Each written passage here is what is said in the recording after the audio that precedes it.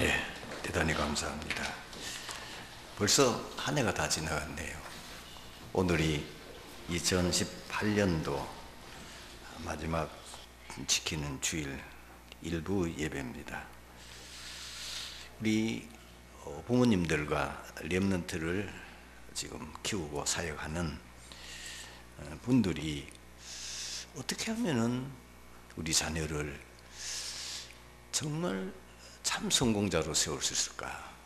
어떻게 하면 내가 지금 사역하고 있는 이 렘넌트를 제대로 응답받을 수 있도록 할 수 있을까? 아마 여러분들 다 고민이 많이 있을 겁니다.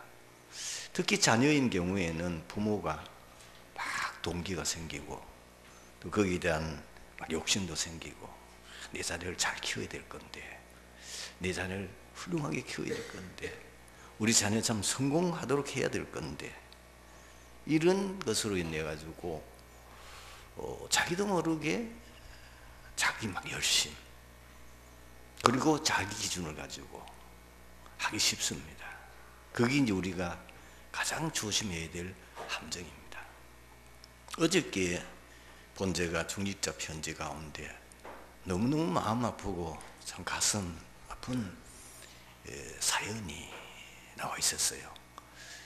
그 내용이 뭐냐면은 이 대학생이 자기 부모를 망치로 때려가지고 살해하고는 그거를 토막을 냈어요. 그래서 그 토막을 낸 그 시신을 이틀 동안이나 여기저기 아마 갖다 버렸는데 그게 이제 탄로가 나가지고 이제 수사를 받게 됐는데 이 대학생 입에서 나오는 말이 기가 막히는 거예요. 보니까 애가 너무 착해요. 너무 온순하고 그리고 너무 내성적인 아이가 어떻게 그런 끔찍한 자기 부모를 살해하는 그것도 토막을 내가지고 버렸을까? 자기가 태어나서 지금까지 부모로부터 너무 학대를 많이 받았다는 겁니다. 너무 부모님들이 아이가 좀 자기 기대에 어긋나니까 굉장히 듣기 겁을 할 정도의 악담을 막 퍼붓는 거죠. 심지어 나가 죽어라. 오늘 제가 강단에 서서 하는 말이니까 그 부모가 너무 열을 받았을 때 뭐야? 나가 뒤져라 했겠어요. 그거를 대학생까지. 그래서 얼마 전에는 이 아들이 듣다가 못해서 엄마한테 막 대들었대요. 4시간 동안이나 계속해서 말다툼하고 했는데 이 대학생이 하는 말이 뭐냐면은 내가 미안하다. 이 한마디 말만 했다면 내가 다 용서할 수 있었는데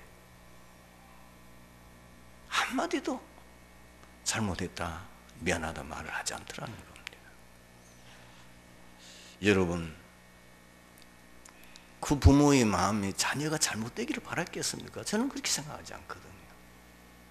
자기 자녀가 너무 자기 기대에 어긋나니까 너무 속이 답답하고 너무 마음이 타니까 그걸 막 이제 표현하는 것이 굉장히 지금 마음에 자기가 가지고 있는 그 마음에 있는 감정대로 막 아들에게 퍼부은 거예요.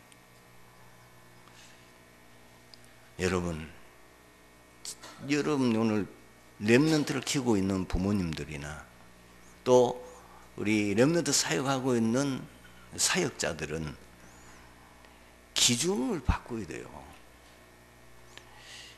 내 자녀를 하나님이 원하시는 렘넌트로 키워야 되겠다.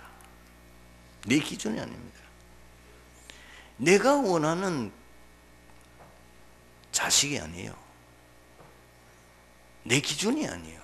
그걸 다 내려놓으셔야 돼요. 사실 우리가 이제 좀 깨닫고 나면은 뭘 느낍니까? 내 자식입니까? 아니잖아요.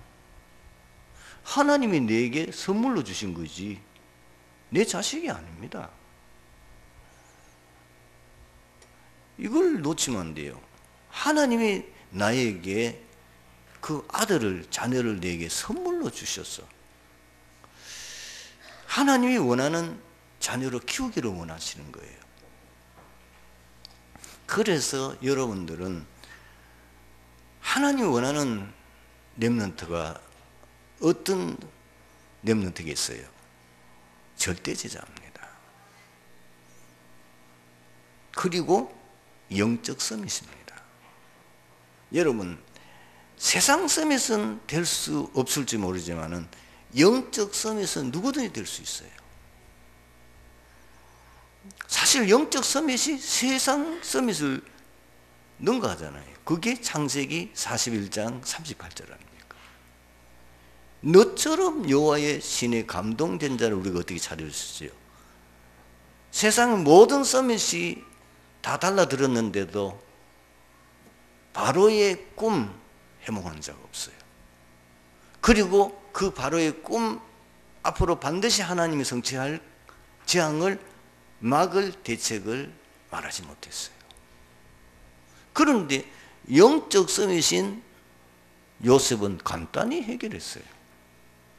하나님의 영에 감동된 자니까.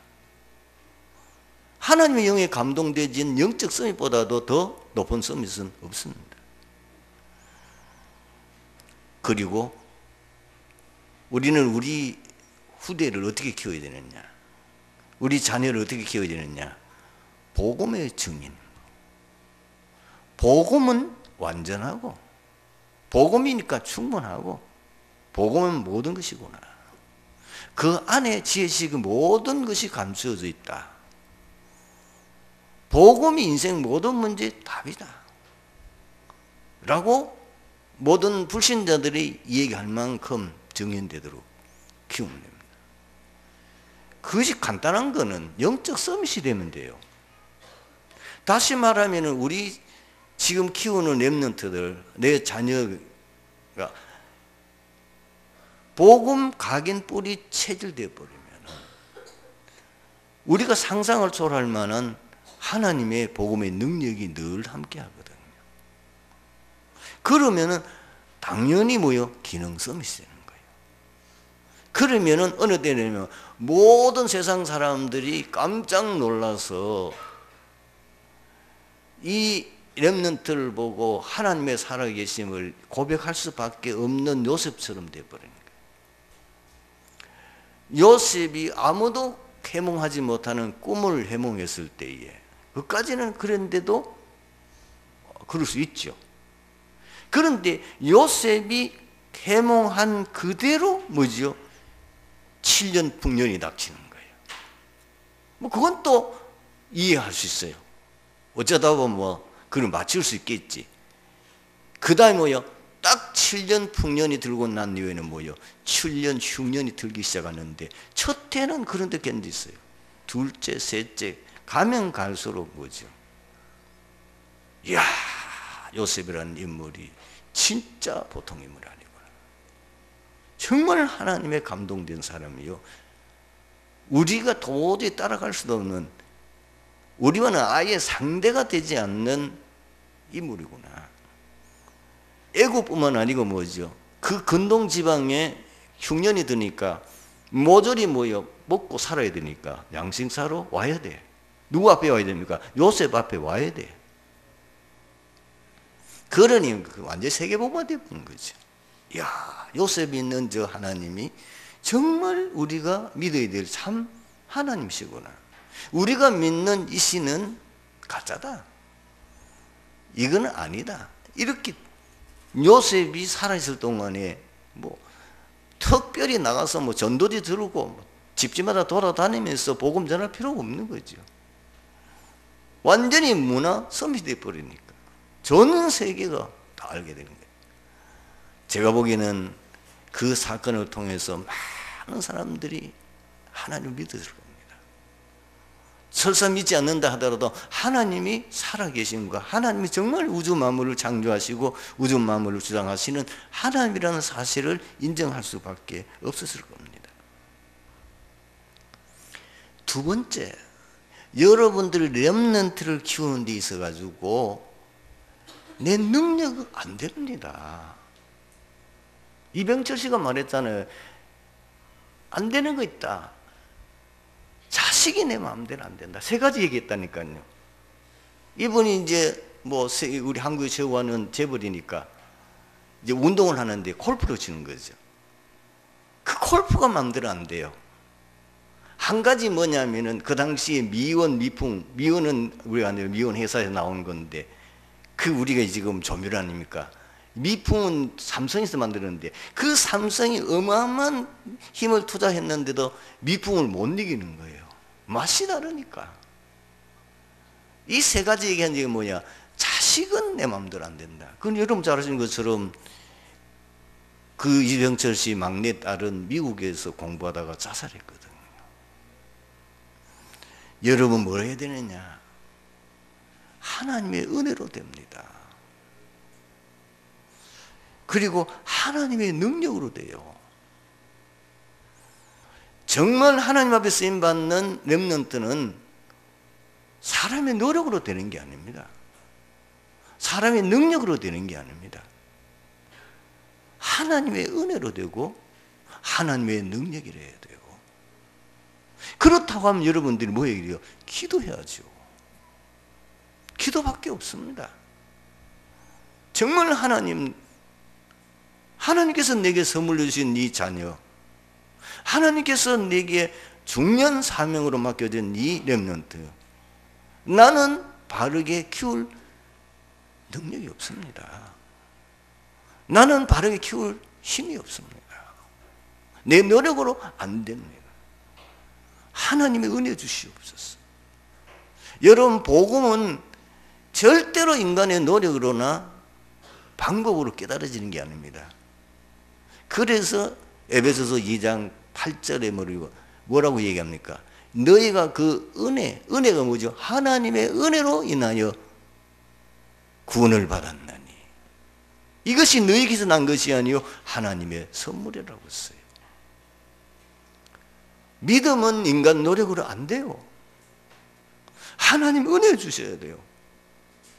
그리고 반대로 말하면은 아무리 이상한 아이라도, 아무리 이상한 내 자녀라도 하나님의 은혜 주시면 절대 가능해요. 낙심하지 마세요. 절대 포기하지 마세요. 하나님 은혜 주시면 되니까. 우리가 할 수 있는 것은 하나님 바라보고 하나님이 역사하시도록, 하나님 은혜를 주시도록 기도하는 길밖에 없어요. 여러분들이 기도를 정말 제대로 해야 될 이유와 그 다음에 그걸 언약을 잡고 하시면 되는 거예요.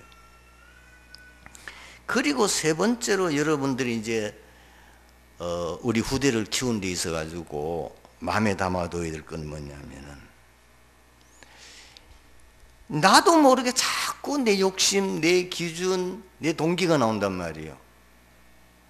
그 눈으로 보면은 내가 키우고 있는 이 자식이 너무 아니라 너무 실망을 줘요. 그리고 너무 나를 이거 낙심하게 만들어요. 내가 맡아 지금 사역하고 있는 이 렘넌트들이 들어갔다가 나갔다가 들어갔다가 나갔다가 또 어느 날 좀 되는 것 같은데 오늘 또 원점으로 돌아가고, 그러니 너무 기대에 어긋나니까 그거로 인하여 하다가 힘 빠지고 그걸로 인해서 낙심되어지기 쉽습니다. 고백하십시오. 이것은 과정이다. 과정이에요. 하나님이 최고의 서밋에 세울 렘넌트로 키울 과정이에요. 문제 와도 과정이에요. 일 사건이 일어나도 과정이에요. 내가 보기에는 큰 위기를 당하는 것 같아도 과정이에요. 또 그렇다고 해서 응답받아도 너무 우쭐할 필요 없어서 그것도 과정이에요. 응답이 아닙니다. 어떤 분들은 막 자기 자식 자랑하더라고요. 이해는 돼요. 왜냐하면은 뭐 우리 교회도 있었으니까. 지금 다 외국 나가 있지만은 이 사람이 그 집 자녀들만은 어릴 때부터 머리가 총명하고 공부도 잘하고 이래가 다 성공하는데, 그래가지고 막 자랑하고 지금 뭐 우리 자녀가 어디가 있고, 그런데 그것도 과정이에요. 아주 끝을 봐야 돼요. 내가 보기에는 너무 실망스럽거든요. 저게 평생 마귀 종로를 하고 세상 종로로 다가다가 하나님 앞에 쓰임받지 못하고 갈 가능성도 많겠다. 나는 그 자녀들을 위해서 늘 기도합니다. 정말 자녀가 복음을 깨달으면 얼마나 귀하게 쓰임받을까. 그런 안타까운 마음들을 많이 가져요. 분명히 여러분들은 너무너무 마음에 낙심이 되고 힘들 때마다 성경 구절 2절을 꼭 붙잡고 기도하십시오. 그게 뭐냐면 빌립보서 1장 6절입니다. 너희 안에서 착한 일을 시작하신 이가 그리스도 예수의 날까지 이루실 줄을 우리는 확신하노라. 한 사람의 인생은 그 인생 전체를 보고 평가해야 돼요. 중간에 자라는 과정 속에 우리가 함부로 판단하면 안 돼요. 그 한 사람 인생은 태어나서부터 이 세상 인생 마치는까지 보고 그 사람에 대해서 평가를 해야 되는 거예요. 분명히 너희 안에서 착한 일을 시작하신 이가 그리스도 예수의 날까지 이루실 줄을 우리는 확신하노라. 빌립보서 2장 13절은 이렇게 되어 있습니다. 너희 안에서 행하시는 이는 하나님이시니. 그렇습니다. 너희 안에 착한 일을 시작하시는 그분이 하나님이시다 그 말이에요. 자기의 기쁘신 뜻을 위하여 너희에게 손을 두고 행하게 하시나니. 낙심할 거 없어요. 실망할 거 없어요. 분명히 하나님이 저 자녀를 내게 맡겨줬다면 이 말씀이 성취될 거 믿습니다. 지금은 아닐 수 있어요. 지금 너무너무 부모 속을 썩일 수 있고 너무너무 기대에 얻어날 수 있는데 괜찮아요. 우리는 이 말씀 분명히 성취될 줄로 꽉 붙잡고 계속 기도하는 거예요. 내가 지금 맡은 반 아이들이 너무 나를 힘들게 하고 기대에 어긋난다고 과정이에요. 언약의 여정이에요. 그러니까 이 부분만 놓치지 않으면 여기서 여러분들이 불신앙하고 여기서 여러분들이 세상 기준과 일반적인 기준을 가지고 자꾸 여러분들이 그 잣대를 가지고 되려고 하고 그것 가지고 얘기하면은 도저히 감당 못해요. 여러분 2018년도 이제 다 지나간 오늘 이제 마지막 주일인데 결산하면서 뭐 생각하셔야 됩니다. 나는 하나님이 원하시는 자녀로 키우겠다. 나는 하나님이 원하시는 렘넌트로 키우겠다. 그리고 내 능력은 안 된다. 내 노력은 안 된다. 하나님 은혜에 되고 하나님의 능력이 된다. 그래서 나는 능력 없다. 나는 이 자녀를 잘 키울, 이 렘넌트를 잘 키울 사실 실력 없다. 나는 무능하다. 그러나 하나님은 하실 수 있다. 내게 능력 주시면서 내가 모든 것을 할 수 있느니라. 하나님 은혜 주시옵소서. 하나님 능력으로 역사하옵소서. 그러면서 그 자녀를 그도 렘넌트를 키우는 과정 속에서 이런저런 많은 여러분들의 어려움과 낙심들이 있어도 딱 빌립보서 1장 6절 빌립보서 2장 13절 말씀을 붙잡고 깊이 묵상하면서 확신하고 이 말씀이 성취될 것을 마음에 믿으십시오. 그러면 반드시 성취됩니다. 저는 여러분에게 부탁드리는 것은 포기만 안 하면 돼요. 여러분 이 전동동 하는 가운데에 이런저런 일이 많이 있습니다. 제가 보면서 뭘 느끼냐면은 우리 주위에도 보면 다락방 지금 전동동 하는 목회자들 가운데 보면은 참 어떨 때는 목회자지만은 참 그렇다. 어떨 때는 너무 좀 그렇다. 이런 마음이 드는데요. 많은 우리가 눈에 보일 정도로 허물이 보이고 눈에 보일 정도로 좀 지나치다 하는 부분이 있는데요. 하나님이 그 자녀들을 축복하는 걸 내가 보고 있거든요. 그렇구나. 부모는 너무너무 이상한데, 부모는 너무너무 허물이 많는데 하나님이 그 자녀를 축복하구나. 왜? 복음 하나 붙잡고 있다는 것 때문에. 우리가 함부로 판단하면 돼요. 함부로 말할 필요 없어요. 승리하시기를 바랍니다. 이것 가지고 2019년 우리 시작해야 되겠습니다. 여호와 하나님께서 가나안 입성을 2달 앞둔 이스라엘 백성들 신세대들과 모압 땅에서 언약을 세우셨습니다. 지금 모압 땅에 모인 이스라엘 백성들은 호렙산 언약 당시 20세 미만이었거나 출생하지 않았던 새로운 세대들입니다. 이 신세대는 호렙산 언약을 잘 모르거나 그 언약의 중요성을 거의 인식하지 못할 수가 있습니다. 그래서 여호와 하나님께서는 모세에게 명령하여 그 언약을 새롭게 환기시키고 재확인시키셨습니다. 가나안 입성이라는 중요한 일을 앞둔 이스라엘의 신세대들에게 이렇게 하신 의도와 목적이 무엇입니까? 왜 계속 28장에도 그렇고 신명기 여러분들이 계속 우리가 강의하면서 뭐요? 너무 주제가 단순해요. 하나님의 말씀에 순종해라. 하나님의 언약을 지켜라. 그러면서 두 가지 약속하세요. 지키면 복이요, 지키지 않으면 반드시 저주가 임할 것이다. 왜 이 말을 계속 반복하느냐는 말이에요. 하나님의 언약을 각인 뿌리 체질화 하려는 겁니다. 왜 언약을 각인 뿌리 체질화 하려고 하나님 하십니까? 과거의 실패를 반복하지 않게 하려는 거예요. 이스라엘 백성들은 출애굽기에 보면 400년 동안 노예살이 하다가 모세라고 하는 하나님의 지도자를 통해서 해방이라고 하는 너무너무 어마어마한 그 은혜를 받고 하나님이 그 애굽 땅에 10가지 기적을 행하여 바로와 그 애굽 사람들을 징계하고 이스라엘 백성들을 6월절 어린 양 피 바르는 그날 밤에 기적을 베풀어서 그들을 해방시켰습니다. 그들이 지금 광야길을 가는 그 가운데에 홍해가 가로막히니까 하나님이 그 홍해를 갈라버렸어요.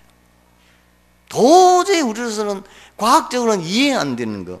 그들이 광야길을 가는 동안에 하나님이 얼마나 많은 기적을 행하셨습니까? 그럼에도 불구하고 그런 하나님의 놀라운 기적과 은혜, 하나님의 능력을 자기 눈으로 똑똑히 보고 체험하고 있잖아요. 광야길 가는 동안에 매일같이 아침에 저녁에 낮에는 구름기둥, 밤에는 불기둥 만나 내려시고 그들이 필요한 모든 것을 다 공급해 주셨는데도 불구하고 호렙산에서 모세가 40일 동안 하나님께로부터 중요한 그 언약을 받는 순간에 그걸 못 기다려서 우상 숭배하는 타락에 빠지게 돼요. 물이 없으니까 물 때문에 시비 걸고 불신을 하고 싸움 벌리는 무리바 사건. 드디어 지금 가나안 땅 들어간 입구까지 와서 40일 동안 12명의 정탐꾼을 보내서 가나안 땅을 정탐하고 왔는데 그들의 보고, 불신앙의 보고로 인해서 이스라엘 백성들 가운데 여호수아 갈렙 외에는 한 명도 가나안 땅에 못 들어가는 이런, 그러니까 헛고생한 거 아니에요. 그 가나안 땅이라고 하는 목표를 향하여 그 희망을 가지고 광야길 그 어려운 과정들을 겪어 지금 와서 가나안 땅 바로 문 앞에, 그때가 한 가나안에서 애국 땅에 출발한 지가 한 2년 되는데 2년 동안 고생했는데 말이에요. 그 12사람의 정탐 가운데 10명의 정탐꾼의 불신앙의 말을 듣고 온 백성들이 불신앙에 빠졌어. 너무너무 안타깝게도 가나안 땅에 들어가지 못하고 거기서 광야에서 인생을 마치고, 그런 가운데 고라당들이 반역을 일으켜가지고 모세를 대적하는, 그거로 인해서 엄청난 어려움이 들어닥치는 이런 쓴맛을 보았습니다. 이유가 뭡니까? 왜 이스라엘 백성들이 그 출애굽의 과정 속에서 누구도 부인할 수 없고 온 세상 사람들이 깜짝 놀랄 만한 이스라엘 백성들에게만 주어진 하나님의 구원의 놀라운 은혜를 보여주셨고 체험하게 하셨고, 광야길 가는데 하나님이 그 백성들을 인도하는 그 인도는 초자연적인 방법으로 하나님 인도하셨음에도 불구하고, 그걸 똑똑히 그들이 보고 있음에도 불구하고 왜 불신앙에 빠졌어? 결국은 실패하느냐 말이에요. 애국 근성, 광야 근성 때문이에요. 근본 문제로부터 시작되어가지고 12가지 오래오래 이미 그 속에 각인 뿌리 체질되어 있는 이 문제 때문이에요. 사람을 만나서 대화를 해보고 참 믿음이 좋다고 또 굉장히 언약이 확실하다고 하는 사람도 만나서 대화해보면은 그 사람이 나를 볼 때도 그렇겠지요. 너무 체질이 잘 안 돼 있구나. 제가 보기에는 너무 안타까울 정도로 옛날 체질 그대로, 옛날 그대로 지금 말하면 나 중심, 물질 중심, 그리고 오직 세상 성공 중심, 자기가 모르게 지금 세상 그 타락 음란 문화 속에 빠져, 그리고 우상 숭배 흑암 문화 속에 깊이 빠져 있는 그 불신한 녀석의 상태 그대로 운명 사조 발자에 묶여 있는 그 모습을 보게 됩니다. 절대로 해결 안 됩니다. 그 근본 문제와 12가지 문제는 절대로 인간이 할 수가 없어요. 그래서 하나님이 복음으로 바꿀 수 있다고 말이에요. 하나님의 언약이 그 속에 각인 뿌리 체질돼야 바뀔 수 있다. 이것을 우리는 교훈 삼고 반드시 각인 뿌리 체질을 바꾸는 2019년도 돼야 될 줄로 믿습니다. 안 되는 원인이 전부 다 내게 있어요. 하나님이 능력이 없는 거 아니에요. 하나님 응답하실 수가 없어요. 도무지 말씀을 안 믿는데요. 아무리 말해봐도 말씀에 순종을 안 해요. 하나님에 대한 말씀에 대한 믿음이 안에 없어요.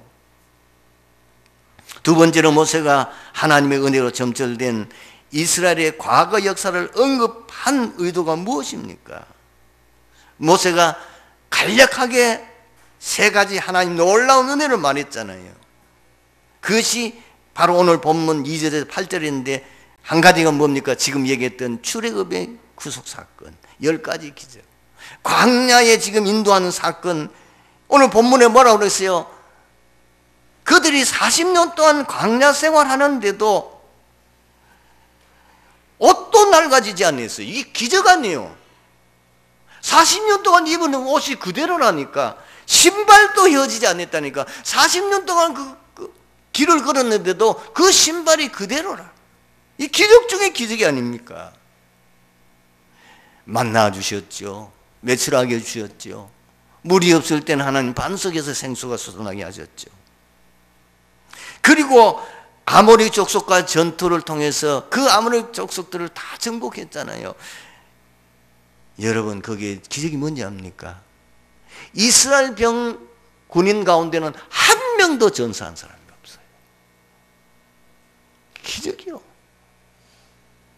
한 명도, 자기들이 잘못해서 광야에서 하나님 앞에 징계받아 죽었지, 아모리와 전투하는 가운데 한 명도 전투하는 중에 이스라엘 병사 가운데에 다치거나 죽은 사람이 없어요. 하나님이 하늘 군대를 동원해서 저걸 사실 멸한 거거든요.